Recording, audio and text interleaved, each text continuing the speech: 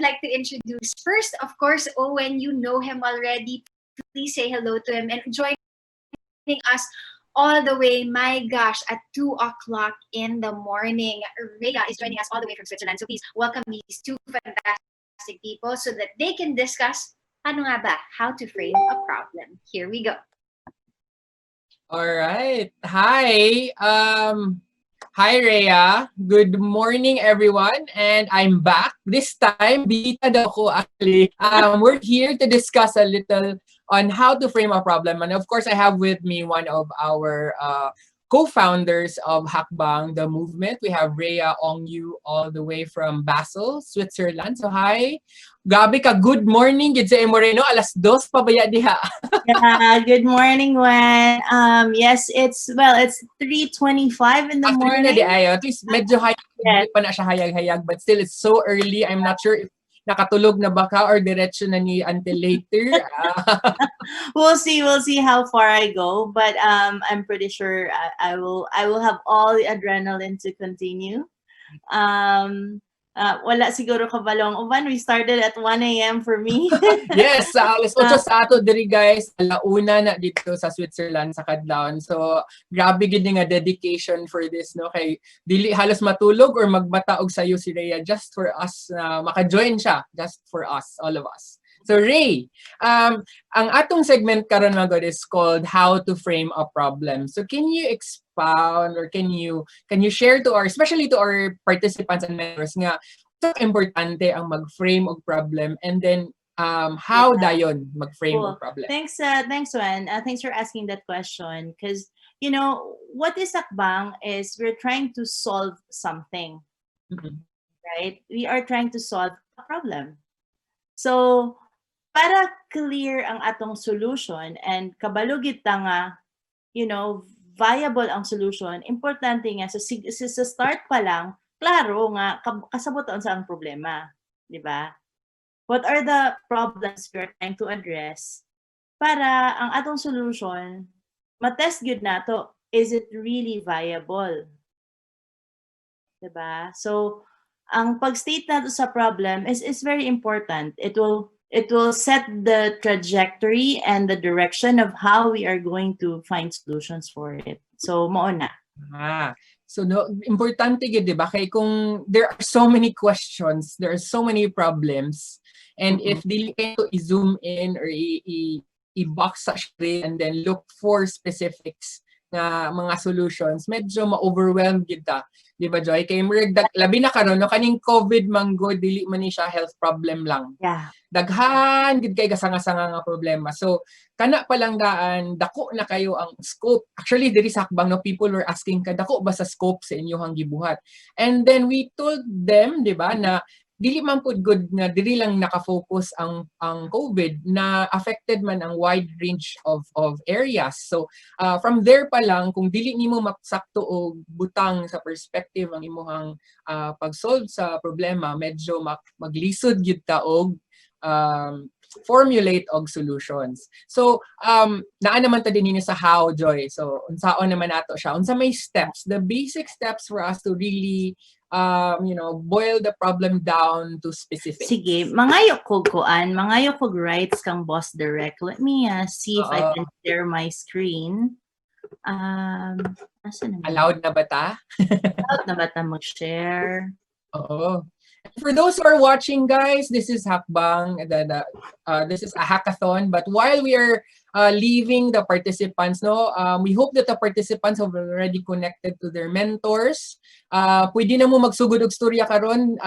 You will be there in your virtual workspaces. You decide where you want to talk. Zoom, Slack, Google Meet, Microsoft Teams, Facebook Messenger, Facebook Room, naana na sa inyo. But of course, we would just like to guide you nga kailangan ma-pass ninyo yung proposal karong June 29 at 6 p.m. para ma-appeal mo sa atong closing na na masarado na gyud. Okay na ba ta, Joy? Yeah, I can share. Sige, share na ko ha. Yes, please. Ayan. See, tama ay say okay kung ipindot lang. So Listen. Kaning kuan man good, no? This is really very important, especially to our mentors and participants. Hopefully, makita ni nila karon nga session. Or they can watch the replay later. Yeah. Ayan. So how to frame a problem. Sige, Joy. So these are tips, and when just ask questions as we go along.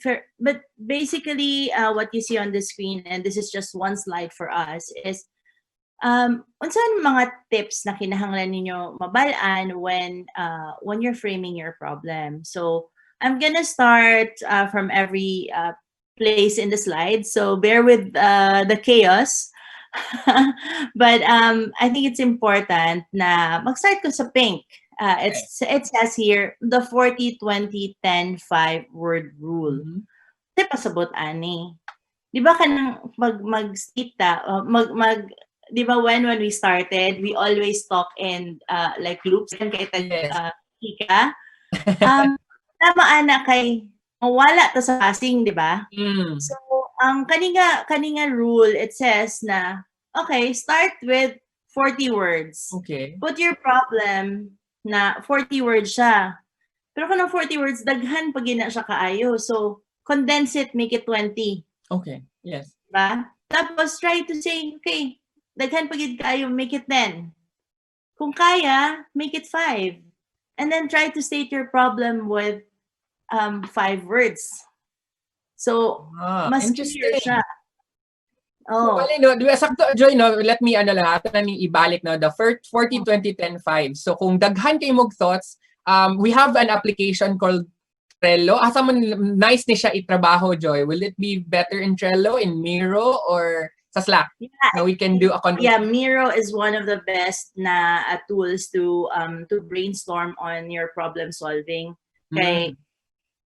Kay makategorize and then you can narrow down kung unsa magid ang pinaka problem na gusto ninyo i-solve. So and start with the problem as a question. So kunyari what, who, when, where, how.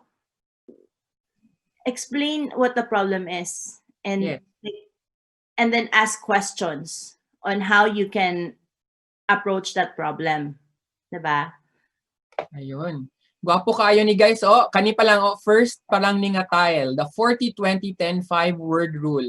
And I think, no, sa tanan, mga nagdagan kayo dirig mga confusing thoughts silang brain. I think this is a way for us to really organize our brains and, narrow down. Kaya para dili kayo makulbaan, ma-overwhelm, ma-shock sa information na, kadaghan gusto day, mga nako baton. So, natay tip from Rhea, how to frame is 40-20-10-5. And pwede na siya kung team mo, and I think naamo na nang na-introduce sa inyo ang Miro, na pwede mo dito mag mind mapping, pwede mo dito mag whiteboard, nga mag-storya mo dito, and then inyo ning ipang-plaster inyong words. I think dili na kayo mo maglisod sa ato ang challenge for this hackathon. Okay, go ahead, Joy. Yeah. Tapos, of course, when you start asking questions and framing a problem, it might happen na daghan kay mo problem makitaan, no? Yes. So, how do you choose? How do you choose which battle to pick? Kay syempre, we have limited time, but we also want quality at the same time.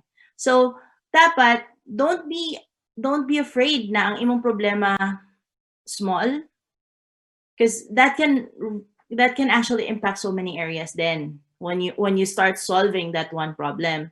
So try to research unsa man ang pinaka-importante, unsa man ang pinaka-relevant sa tao in that area, no? So for example, when we started, remember, our dream was make this a big Philippine hackathon. Yes. But na-realize nato na murag dako ra kaayo for us, and also murag dili we are not the authoritative voice to speak about problems in Luzon, for example, no, when we started that. So yes, so research, collect information, what makes your problem relevant para kabalo mo na in the end gamiton siya, di ba? So that's the second point. Do research, collect information about your problem. it will help you to trim down ang inyong dako nga abstract, let's say. Yes. No, okay, if you don't really have enough basis, the more nga confusing ang inyong questions na and the solutions that you get, kay dili ninyo ma-target directly or ka-zero in mo sa usa ka situation kay kulang pa mo sa information. So guys, research is one good thing, no? So, and don't be afraid to research. The beauty of the digital age, kay information is everywhere. Just make sure that you are discerning enough, no? Kung asa po nagikan inyong sources, kay basin mga personal blogs lang, mga ana gani, or kanang editable site na pwede ra po nila ma-edit by anyone, open source. So, hadlok po, no? Kay basin na-add dito nga dili necessary. So, make sure you go to mga sites that are really with good information. And we have partner sites ba nga later na nako i-introduce nga pwede po nato makuhaan og information. Exactly. Yes, and aside from that, not just research online kay syempre karon COVID times, online man kita mag-research. There's also a tool called survey. Okay. Na pwede gamiton to do research. So ask our friends, ask our constituents in that area unsa may importante sa ila. Listen to them. Listen to what is really bothering them. Diba? So when we started this one, kadumdum ka, murag kuan kaayo, puro English ang atong but then we realize that we need to listen to the people and dili kaayo comfortable ang tanan nga English is the main is the main language. So we start to adapt. And that's important as well. When you frame your problem, make it relevant. So collect information. That's the most important thing. Para may mo siya relevant. Ayun, collect information. No? And Joy, sometimes you have also too much information. Saan man nato na, what if there are so many data, if you're from that side of the world, data, and saan man na nato be, if daghan gid kayo, kanang makulbaan naman sa tangang daghan naman, mubalik na sa tas kakulba. How do we do that? Yeah, this brings me, thank you, Wen. Okay, this brings me to the next point, and actually the next 3 points of this picture, which is, ang una is first rephrase, then focus. So, unsaan man na pag-rephrase? So, kunyari, when I state the problem, akong pagsabot nun, ani. Diba? Yes. Pero, pag si Owen ang mo state sa problem, lahi naman. Or si Owen ang mamati sa problem, lahi man ang mag-resonate sa iya. Kay lahi man iyang frame of reference. Yes. So, what we mean by first rephrase and then focus is try to rephrase that problem na gipangutan na siya sa mga tao. Right? So, kunyari... So, let me cut you on that. So, dili siya sa imong perspective, but imuhang pagtuo unsa ang pag-question sa mga tao ani, ang ang ilahang own viewpoint. Exactly. Okay, that's how it will resonate with them. Okay, kung if I'm gonna speak in, like, for example, in Dutch, di ba kakasabot, di ba? Correct. Magngangarok dili karon. No, exactly. So I have to adjust and rephrase my problem para it will be relevant for you. It will be clear for you nga what am I trying to say? Yes. Yun. So that's one, right? Yeah, and then focus. Focus means nakay timeline. No, we start with a timeline usually, and then we say, "This is the end result I would like to see." So pag maabot na imong end result, okay, I would like to take step back in time and see what can I do within a specific time frame, within a milestone. Okay. So when you state your problem, it has to be achievable. Nakay enough focus to be able to address that within a timely manner. Okay, so kung dinhi pa no kay gusto man as of course sa una pa man ka ng smart, di ba? It has to be time bounded, nagid siya time frame. Kay mahimo ra gyapon siyang drawing ang inyong mga ideas, or mahimo ra gini siya kanang storya ra, or kanang unsa man ni kanang ato inato ra kaayo ba nga kita-kita lang ng storya, then wala siya kanang follow through. So dapat na siya time bounded siya, or na siya kanang naka step by step siya until ma-reach to siya nga goal. So, di ba? Na nasa tayo na learn, guys. So, sige naman tag-story smart, di ba? Sa una, mo man gina always smart. So, well, gamit good guys ang time bounded na mga framing problems and looking for solutions. Kay, dili man ta mo move forward kung kabalutan nga wala tay end part.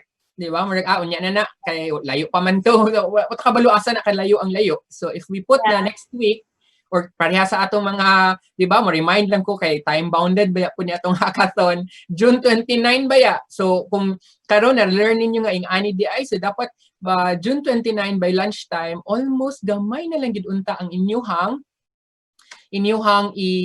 i-andam sa inyuhang proposal nga i-up sa ato ang dev post. Kay, by 6 o'clock ba to, Joy, no? Ang ato ang deadline? 6 o'clock Philippine time, ha? Klarohon na to. Okay. Kung 6 o'clock sa ila, ugma pa na sa to, ha? Sure, 12 midnight sa amo, no? Ang 6 o'clock nimo sa gabi. Dili iyahang 6 o'clock, ha? Atong 6 o'clock sa Philippines. So, make sure it's 6 o'clock standard time. Munang time-bounded, so importante kay na. That was the second point ni Joy sa katong how to i-sift through the information available. So, unsay third, Joy? Yeah, the third is, this is more of, kita ka ng eyeglass din, ha? Yes. Okay, try to see it through different, perspectives, bitaw, na, are you looking at, like, in short term, unsa may mamakitaan? So, mga nearsighted din ha, unsa ako makita within the short term na pwede maklaro na ako nga mo ni a part of the problem I want to solve. But then when you put on the glasses and then you can see far na, unsa man pud ang long term. So if you take that back to Hakbang, when we started, what we said was we just wanted to have an avenue of expression for people. Yes. You know? But as we went along, we also said, you know what, once we have this platform, you not only have an avenue for people to express themselves, you also have an avenue for people to connect and collaborate and learn.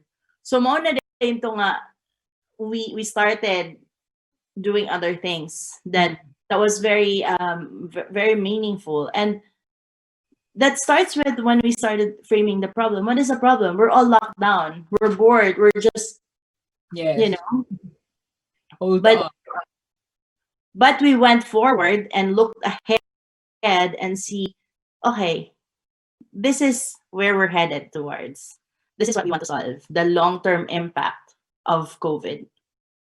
So, mura siya kinang we are looking at the short-term, long-term goals of our solutions and how we address the problem. Kaya na-impact nga pang karon lang, and then na-impact nga longer ang iyahang effects, no? Nga dili pa maybe the effect will not come right away, or maybe the whole process will take so much time, and then uban nga readily available ang ato ang solution nga i-implement, impact dayon. So makita po siguro natin enjoy no in the perspective of the solutions later on that our participants will be pitching, na ay solution siguro nga just for now while we are in this kind of situation, and then maybe na yung mga solutions nga mo even last longer even after the pandemic, nga mahimo na siya ma-institutionalize siya or mahimo na siya og kanang ma-imbibe na siya and become part of how we really behave and do things. So that's the exciting part of it. Yeah, exactly. And that's really and I hope it's not the mask thing. Yes, kay the mask is a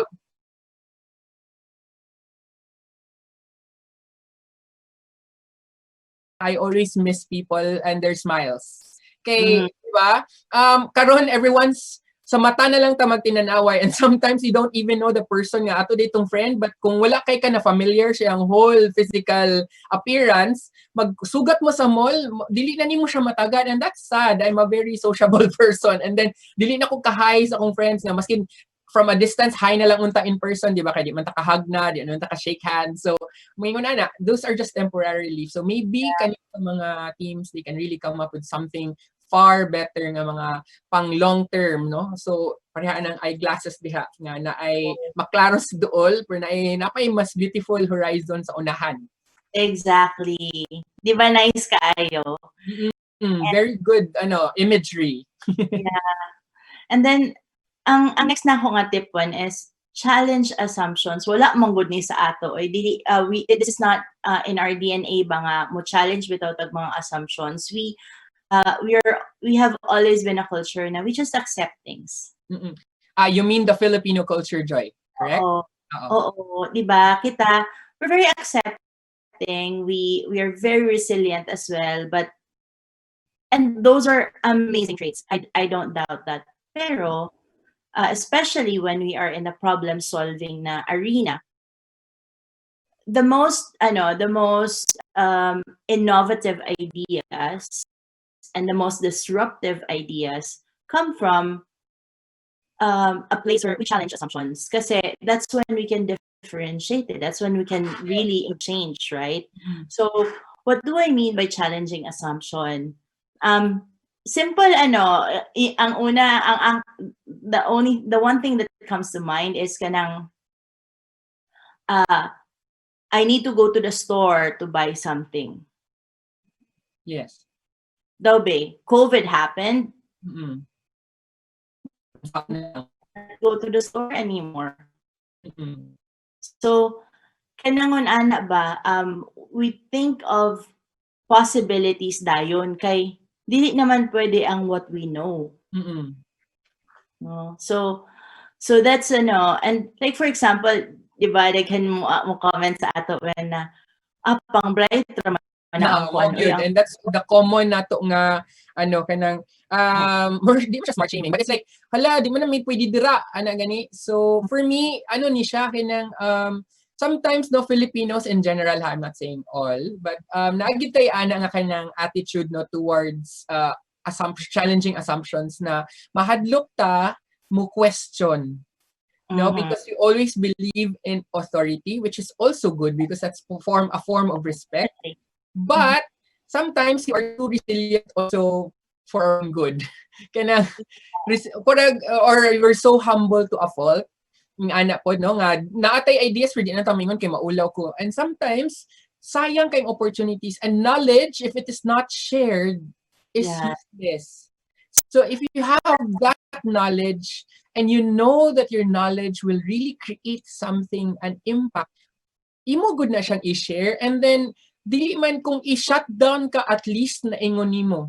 No, that's the beauty of it. Kaysa wala gid nimo na express ang imong gusto. And for me, that's one thing that I have learned over the years pod. Wala man nga since high school ing-ani nako.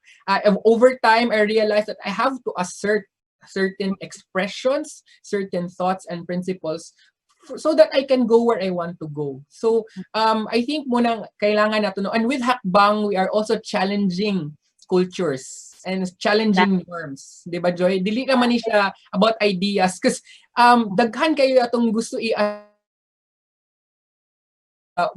challenging because it's totally wrong. We are just saying there are better ways of doing things. Di ba? Like organization-wise, na may ways of doing it. Mo man na usahay sa maulaw ta mo ask kay naatay superior, na boss, na amo, na tag-ita. Di ba? And it has always been instilled in our minds nga kung naa ka sa ubos, dili ka pwede mo hatag og idea, dili ka pwede mo hatag og opinion, wala kay say, kay igo ra kasuguon. But here, we would like to say that even mentors even participants can challenge the mentors and say, sir, murag ing-ani gani, you can assert. That's the beauty of this because this is an ideation and ideas challenge na platform. So, challenge like ideas, pero dili awayon. Halahin mo ng challenge sa away. Exactly. Be respectful. Fight fair. Diba? Important kaayo. The way we frame the words. So, mo po na one, I move into the next picture. Yes. The way we frame the words, make it positive, make it resonating with people na it touches on their emotion. I remember this an event I went to one time in London, talking about experiences and emotion being the currency of this time and age, which is so true. Yes. Diba? Kanang makita nimo people are not are starting to be not afraid nga mo express ilang kaugalingon. But let's express it positively para positive pod ang resonance niya to other people na magapamati or magbasa sa imong problem, right? Sige. Yeah, so going back to that, no, sakto, no, kay sometimes ang uban when you are very vocal or very outspoken, people will think that you are actually kanang gapamikil. Di ba? Sa ato na nga terno, gapamikil ka or kanang gasamok-samok ka lang. Actually, it probably sakto sila gamay, depende giun sa nimo pag-ingon. Yes. Ang imong idea. Kay naamay sometimes nga medyo makaigo gid kag nerves nga dili mao, no, or musaka gid ang mga dugo sa uban because maybe the way you said it, inflection, ang the use of words, the you know, ang imuhang posture, especially pag face to face, defensive kaayo, so maybe people will think na, oy, I'm here to challenge, dare me for a fight. Murgi nga na gani, unsa man nakighagit ka, gubot ta, o kato siya negative to nga hagit ha, dili na mo nga hagit sa among official theme song. Positive to nga hagit. So ingana ana, no, so we have to make sure that when we challenge assumptions and norms and ideas nga existing, we have to make sure nga we are not kanang kanang muragi look down nga, but present a similar or a parallel idea nga pwede unta pud nato mabuhat para dili ra pud kaayo ta maka-create og conflict na hinuon. Okay, so unsa pa man Joy, atun sa pa ito ma-share? Yeah. So kita ka ng next picture din ha nga questions and yes, and light bulbs. Psychologically you're all trained na if the problem is stated in the form of a question, the tendency is that we will try and respond by finding answers. No, sakto pod. I think share po na Joyce ato ang katong stress management coach. It is how you actually present the question nga people will think of problems instead of shutting down. Exactly. Okay. And then what I learned from my coaching as well, from my coaching degree, is that don't ask questions in why and how. Ask questions in what, but ask them in a powerful way. Kaya nga, no, sometimes manggod, why are you doing that? Mura mag-insinuating na siya na judgment. Diba? Pero what is it in the behavior? So observation. What is it about the behavior that you observe? So use one where very objective, open questions and state your problem, so that you can actually be triggered to find the right solutions. That's a nice way of presenting that nga. Kay sometimes when we ask someone, dili siya kanang triggering ba nga makapahuna-huna sa ila, mo shut down yan sa nga, wala gyud, wa ko idea. Dili na lang kumutubag. And then for sure open, no, dili siya kanang yes or no ra gani. Kay sometimes if the question is a yes or no na hapon na, wala gyapon tay mahatag nga solution. But if ato siyang i-frame og insakto, mas magdagan ng ilang mga huna-huna nga mapukaw ilang mga damdamin. Nga, uy. Exactly. And you can zoom into a specific thing. Like, so for example, mangutan ako, what is it about, let's say, COVID in Cagayan de Oro that is triggering people to go party on a Saturday night? It's out of the question, but you know what I mean? Pwede ko mo answeran, pero di lang sana ko na-answeran. Pero, di ba, pwede ni mo maka-brainstorm dayon ka mo enter din imong brain kay psychologically you're triggered to figure out so I'll start observing, let me start looking. Una siya ang nice ni nga triggered ha kayo. Dili ra ba po sa Philippines when you say triggered, it also creates a negative thought. When you say triggered ko, meaning gi-agitate ka as an individual, gi-ego imong ego, gitapakan imong pagkatao, triggered ako. But here, we are looking at triggered as a positive word. Exactly. Trigger means we are sparking ideas, we are creating sparks nga different nga dili nga mo create og more kalayo, but it is a spark of ideas. Now when we say we would like to trigger your ideas, pang ano gini siya kanang muuyog gid ang atong mga minds and manggawas ang atong mga creative and imaginative juices. Wapo kay ni guys na nga conversation, because this is us telling you that we have to be really critical, no, karong mga panahon na. And dili na siya enough nga mo accept lang tag information. We have to question information and say, how can I contribute, or how can I make this information even better? No, how can I make life even better? Kay kung sige lang tag accept sa information, it will boil down to, again, wala ta nag-challenge og assumptions, and we will just accept things as it is. And usahay okay ra man, no? There are instances in life na we really have to accept and let go. But there are things in life that we have to also discern and move forward and bring better ideas further. Kay lisod kaayo, kay dili naman ta mo grow as an individual, as a part of an organization, or as a living organism. Oo. Correct. Yeah. Yes, And sir. then last part of this deck is the scamper. Scamper is a framework. So I want to encourage you to dive deeper in this, but not in this hackathon, because it will take you a bit of time to get used to it.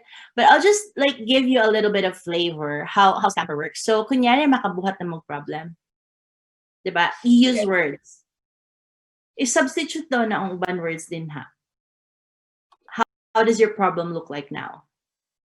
No? Or kaya i-combine mo ano ko words, or you add something to it, so you adapt. Or you change it totally. Kay kunyari imbis na for Luzon for Mindanao ang inyong focus, let's try to put it to maybe to Hong Kong, for example. It's a very completely different situation. Diba? So you can modify, you can adapt, you can put to other use. And then try to eliminate ang mga inapplicable, and then sieve it down to what is essential, and then rearrange it.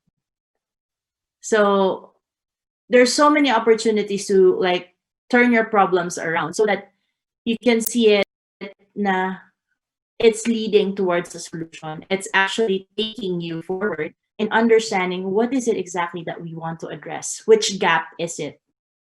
Okay. So ganahan ko sa word na scamper, Joy, because actually scamper is running light with quick light steps, no, and with excitement. Exactly. And so you have to scamper with hakbang, di ba? Kay hakbang is steps man.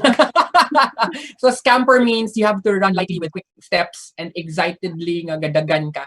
And sometimes ang atong mga ideas have to be very very quick and fast ang atong pag-ano, kay especially now in the digital age. Kung langan kay ita sa atong solutions, naunhan na ta or dili na relevant atong solution, by the time na human na siya, yay, human na dili naman siya needed. So example when kanang mga mask, diba? So syempre COVID ngayon, wala pa man ang kuan, wala pa yung vaccines, wala pa anything. So we really have to take all the protection that we want. Pero kung mukam up taan na ang solution, by the time na naa ang vaccine, what is the scalability potential of that solution? Yes. Really good siya modako. Really relevant.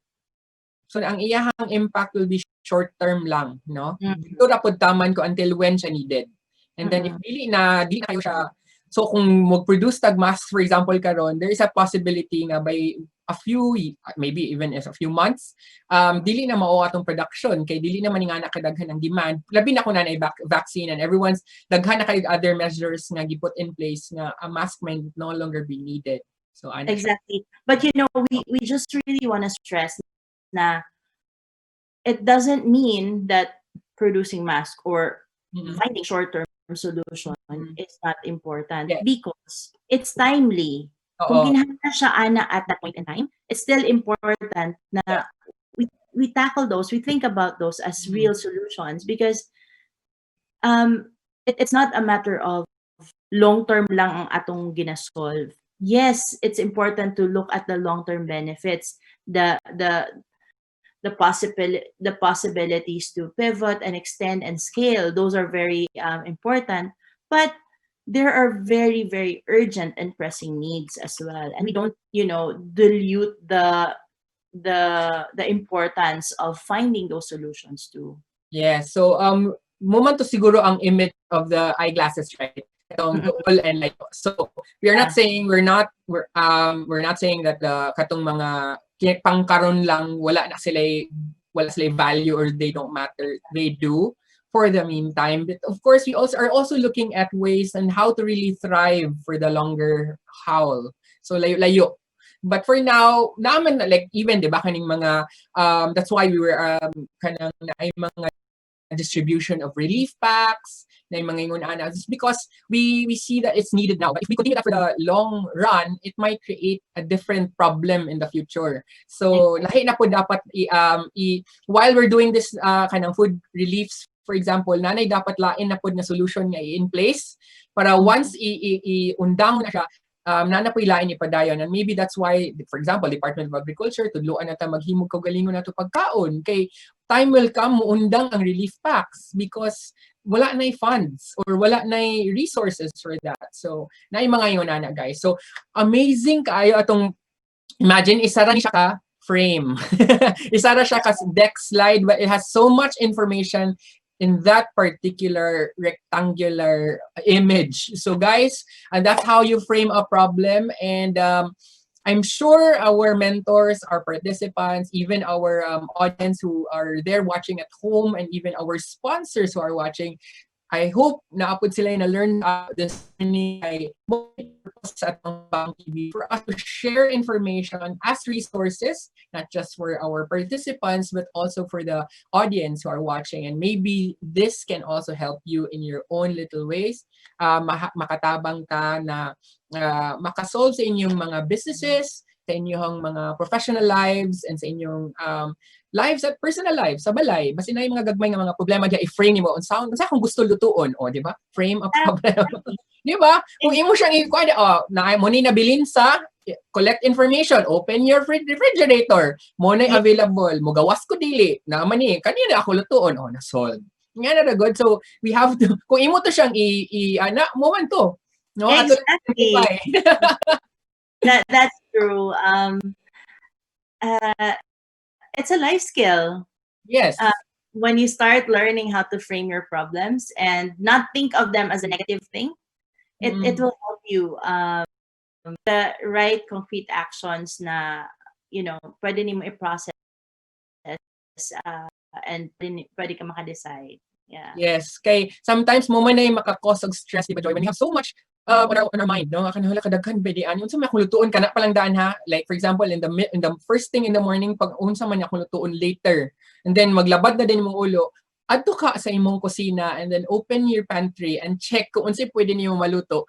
There lies the answer. Kay sometimes magproblema ta naam dita ng ingredient, na dita nga dilata, na dita, di ba? So magsige na amo adto ko grocery, ngano mo ato mamangka nga na may available na resource na sa imong tubangan. So simple as that. So aron di ka ma-stress, look for the nara sa mga tubangan probably ang mga tubag. There. So I think we're done with our sharing. So yes, thank you so much, man.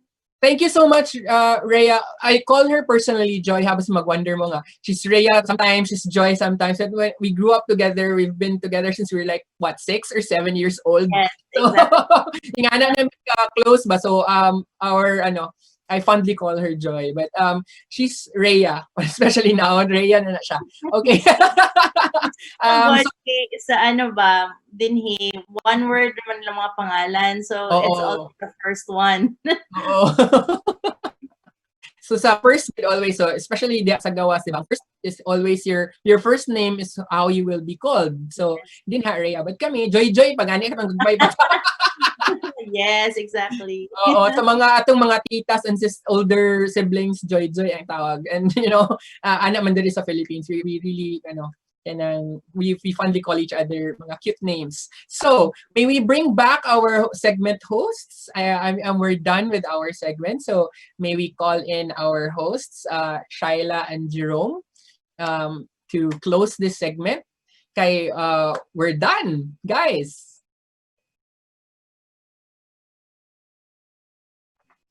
There you go. Thank you so much, Owen and Rhea. I think all of the participants are really busy right now in Slack. You know, jotting down notes sa lahat ng mga sinasabi nyo. I think they're so excited. I think they would know now how to really frame that question to resolve a certain problem. Right, Shyla? Yes, correct. Ang dami na nating natutunan, guys. Day 1 pa lang. And morning pa lang ng day 1. So we have a lot more in store for you guys. So please, thank you to Rhea and to Owen. Rhea, who has been up since 1 a.m. this morning in Switzerland. So we're really grateful that she is sharing her talents with us. No? So we're gonna be back also in a bit. We've just got a couple more ads lined up for you, syempre, from our sponsor, so we can go ahead and do that, diba? Yes, you're right. So, but we'll be back right after these few reminders.